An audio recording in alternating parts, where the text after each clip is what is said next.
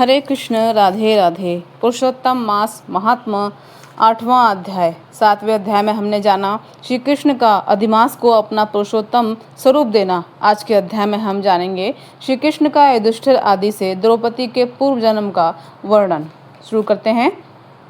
सूजी बोले, हे तपोनिधो, विष्णु और कृष्ण का संवाद सुनकर नारद जी प्रसन्न हो फिर नारायण से प्रश्न पूछते हुए बोले, हे प्रभु रुक्मिणी नाथ, विष्णु जब वैकुंठ को चले गए तब क्या हुआ, सो मुझसे कहो। श्री कृष्ण और विष्णु भगवान का सभी व्याख्यान अब प्राणियों का हितकारक है। ऐसे प्रश्न से प्रसन्न हो श्री बद्री नारायण जगत को आनंद देने वाले वचन बोले, हे नारद जी, रुक्मिणी नाथ विष्णु ने वैकुंठ में जाकर अधिमास को अपने पास ही स्थान दे दिया। वहां निवास पाकर अधिमास वहां महाआनंद को प्राप्त हुआ और सब मासों का अधिपति होकर श्री विष्णु के साथ क्रीड़ा करने लगा। उधर विष्णु 12 महीनों में मलमास को सर्वश्रेष्ठ बनाकर मन में बहुत प्रसन्न हुए और चिंता मुक्त हुए। हे नारद मुनि, पश्चात भक्तवत्सल श्री कृष्ण युधिष्ठिर और द्रौपदी पर कृपा दृष्टि रखते हुए अर्जुन से बोले, हे राज सिंह, मुझे ऐसा प्रतीत होता है कि दुख में डूबे होने के से तुमने तपोवन में आकर पुरुषोत्तम मास का अनादर किया है और वृंदावन चंद्र का प्रिय मास तुम्हारे वन में रहने के समय अनजाने में चला गया। भीष्म, द्रोण और कर्ण के भय के कारण तुम लोगों को आने वाले तीसरे वर्ष के पुरुषोत्तम मास का भी ज्ञान नहीं हो रहा है। वेद व्यास जी से प्राप्त विद्या की आराधना में लगे भयंकर युद्धशाली अर्जुन के इंद्रकील पर्वत पर चले जाने के दुख से तुम दुखित हो रहे हो। अब आप मुझे पूछें कि क्या करना चाहिए तो मैं कहूँगा, भाग्य का सहारा लें, क्योंकि भाग्य का लिखा अवश्य भोगना पड़ता है। जैसा होनहार होता है वैसा ही होता है। मनुष्य प्रारब्ध से ही सुख दुख भय आनंद को प्राप्त होता है। अब आप अदृष्ट भाग्य पर ही निर्भर रहें। हे महाराज, अब आपके दुख भोगने का दूसरा कारण और कहता हूँ, वह बड़ा विलक्षण इतिहास भी सुनो।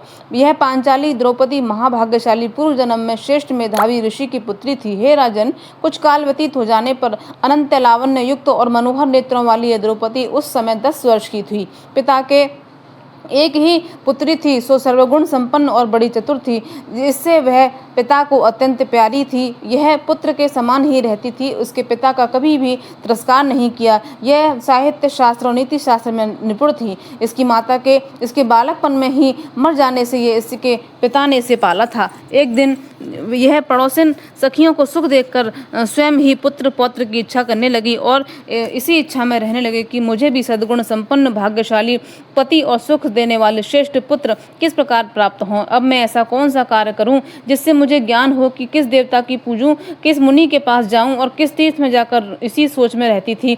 मेरा भाग्य कैसा हो गया है, कोई भी पुरुष मुझे अपनी पत्नी बनाने को तैयार क्यों नहीं होता। मेरे पिता इतने योग्य पंडित हैं, परंतु मेरे भाग्य से उनकी भी मति मारी गई है, क्योंकि वह विवाह की अवस्था होने पर भी उन्होंने मेरे योग्य वर को नहीं ढूंढा। मैं कुमारी होने से पति सुख से वंचित हूँ। मेरी जैसी सखियाँ पति सुख भोग रही हैं, वैसा ही मैं नहीं जानती मेरी माता मुझे बचपन में ही छोड़कर स्वर्ग को क्यों चली गई। इस प्रकार शोक और मोह की तरंगों से पीड़ित हो थपेड़े खाती हुई उधर मेधावी ऋषिराज पृथ्वी पर कन्यादान के निमित्त योग्य वर ढूंढ रहे थे, पर वैसा वर नहीं मिला।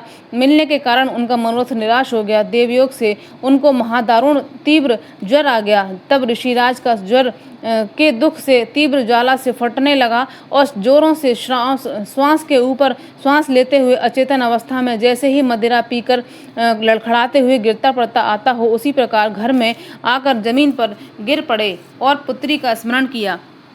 पुत्री के भय से व्याकुल हो जैसे ही पिता के पास आई, उस तब तक वे मरणासन हो गए। देवयोग से एकाएक कांपने लगे और कन्यादान के संबंध में जो विवाह महोत्सव की कल्पना थी वह नष्ट हो गई और पहले किए हुए गृहस्थ धर्म के परिश्रम के प्रभाव से सांसारिक वासनाओं को छोड़कर उन्होंने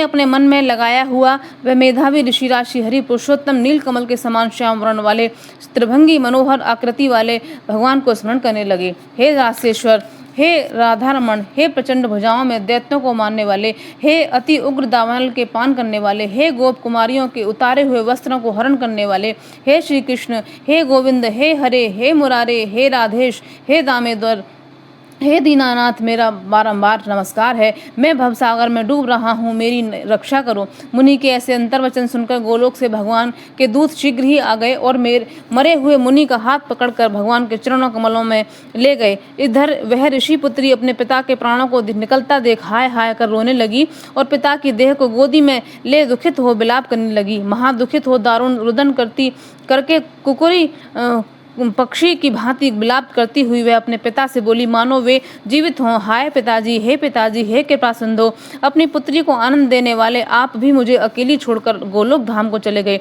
हे तात, बिना पिता के अब मुझे कौन रखेगा? न मेरा कोई भाई है, न कुटुंब, और न ही मेरी माता ही रही। अब कौन मेरे भोजन और कपड़ों की चिंता करेगा?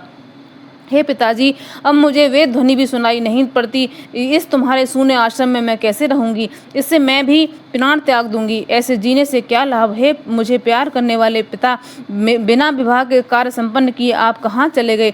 हे तात, हे तपोने दो, अब लौट आइए और अमृत के समान मीठी वाणी में मुझे पुकारिए। आप चुप क्यों हो गए? उठिए उठिए, अब सोए हुए बहुत देर हो गई। इस प्रकार अश्रुधारा बहाते हुए वह अनेक विलाप करती रही। जोर जोर से रोने की आवाज सुनकर वहां वन में रहने वाले ब्राह्मण आपस में कहने लगे कि इस तपोवन में आज अत्यंत करुणा भरे स्वर से बिलख बिलख कर कौन रो रहा है? तब वे तपस्वी महर्षि की पुत्री का रोना समझकर और निश्चय करके हाहाकार मचाते हुए वहां पहुंचे और पुत्री की गोद में मरे हुए मुनि को देखकर वे सब मुनि भी रोने लगे। फिर पुत्री की गोद से शव को उठाकर शमशान में शिवालय के निकट ले जाकर चिता बनाकर अंत्येष्टि विधि से दाह संस्कार किया। संपन्न करके पश्चात कन्या को अपने अनेक प्रकार से समझाकर वे अपने अपने घर को चले गए।